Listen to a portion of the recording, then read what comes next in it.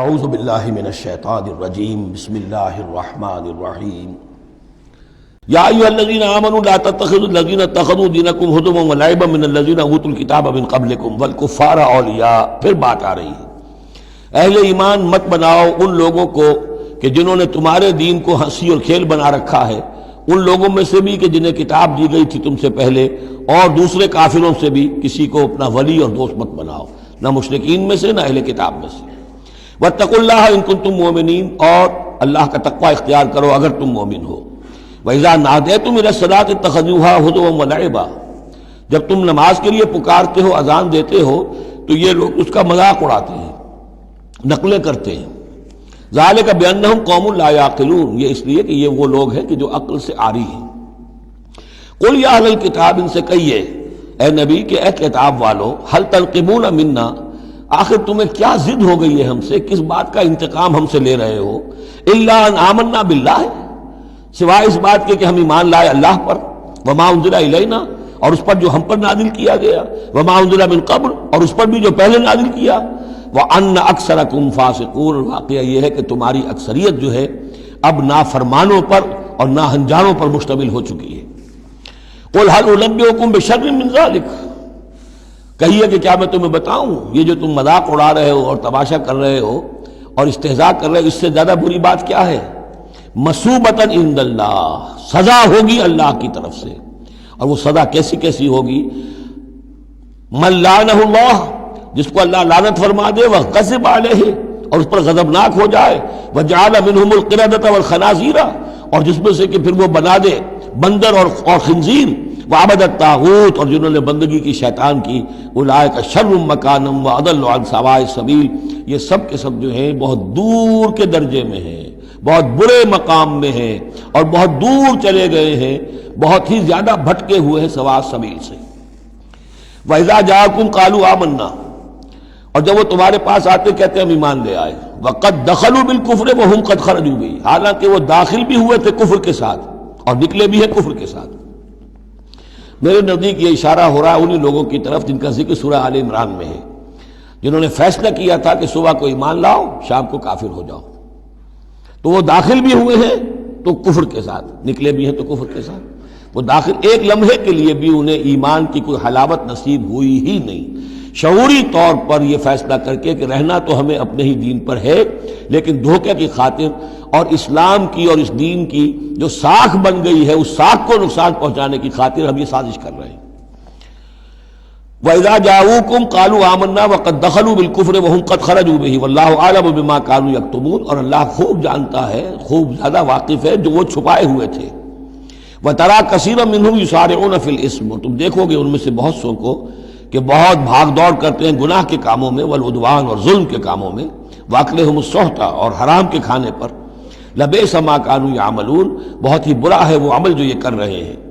لولا ينهاهم الربانيون والاحبار عن قولهم الاسم واكلهم السحت، کیوں نہیں منع کیا اور کیوں نہیں منع کرتے ان کے درویش، ان کے صوفی، ان کے پیر و مرشد اور ان کے علماء ان کو گناہ کی بات کہنے سے اور حرام خوری سے۔ ہمارے پیر بھی حرام خوری سے روکیں گے نہیں، انہیں تو اس میں سے نذرانے مل جانے چاہیے، اللہ اللہ خیر صلی اللہ، کہاں سے کمایا، کیا کھایا، کہاں سے، اس سے کوئی بحث نہیں۔ لولا ینہاہم الربانیون، حالانکہ کام تو یہ تھا کہ اللہ والے جو ہیں وہ انہیں روکیں، منع کریں، نہیں المنکر، امر بالمعروف جو ان کا فریضہ تھا۔ لبئس ما کانوا یصنعون، بہت برا ہے وہ کام جو وہ کر رہے ہیں۔ وقالت الیہود ید اللہ مغلولہ، اور یہود نے کہا کہ اللہ کا ہاتھ بند ہو گیا۔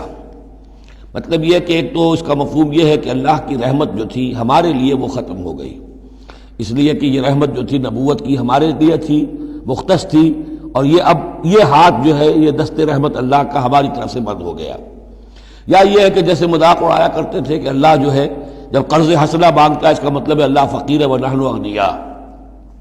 ید اللہ مغلولہ غلت ایدیہم، ان کے ہاتھ بن گئے یا بن جائیں ان کے ہاتھ، ولعنوا بما قالوا، اور ان پر لعنت ہے اس کے سبب کہ جو انہوں نے کہا۔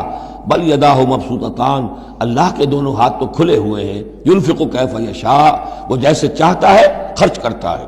وَلَيَزِيدَنَّ كَثِيرًا مِّنْهُم مَّا أُنزِلَ إِلَيْكَ مِن رَّبِّكَ طُغْيَانًا وَكُفْرًا، اور یقیناً اضافہ کرے گا ان میں سے بہت سوں کے لیے جو کچھ کہ اے نبی نازل کیا گیا آپ کی جانب آپ کے رب کی طرف سے، ان کی سرکشی میں اور کفر میں، یعنی ان کی ضد بڑھتی جا رہی ہے۔ اللہ کی طرف سے جو احسان بھی آپ پر ہو رہا ہے، آپ کے ساتھیوں پر ہو رہا ہے، اللہ جو فتحیں دے رہا ہے، جو دین کو رفتہ رفتہ غلبہ حاصل ہو رہا ہے، اس کے نتیجے میں صلح حدیبیہ کے بعد تو بڑی تیزی کے ساتھ یہ سمجھیے کہ عرب کے اندر صورتحال بدلنی شروع ہو گئی۔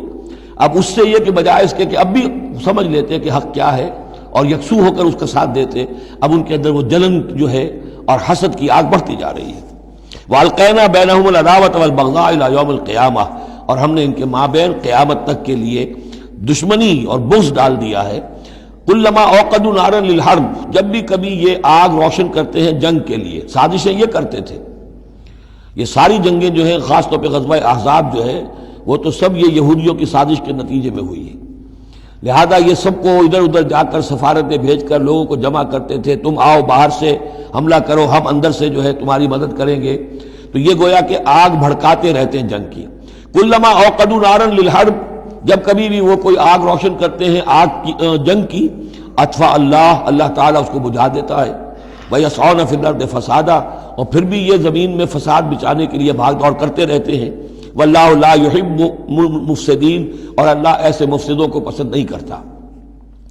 وَلَوْ أَنَّ أَهْلَ الْكِتَابِ آمَنُوا، اگر اہل کتاب ایمان لے آتے، وَاتَّقَوْا، اور تقوی کی روش اختیار کرتے، لَكَفَّرْنَا عَنْهُمْ سَيِّئَاتِهِمْ، ہم ان سے ان کی برائیوں کو دور کر دیتے۔ وَلَأَدْخَلْنَاهُمْ جنات النعیم، اور ہم لازماً انہیں داخل کرتے نعمتوں والے باغوں میں۔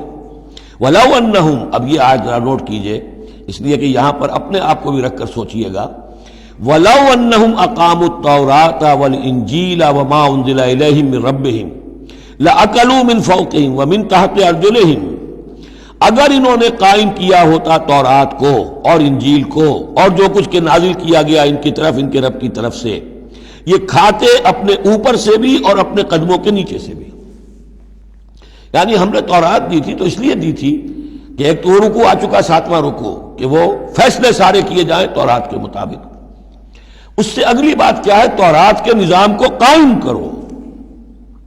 ایک تو جھگڑا ہے، مقدمہ ہے، فیصلہ کرنا ہے، وہ بھی کرنا ہے شریعت کے مطابق۔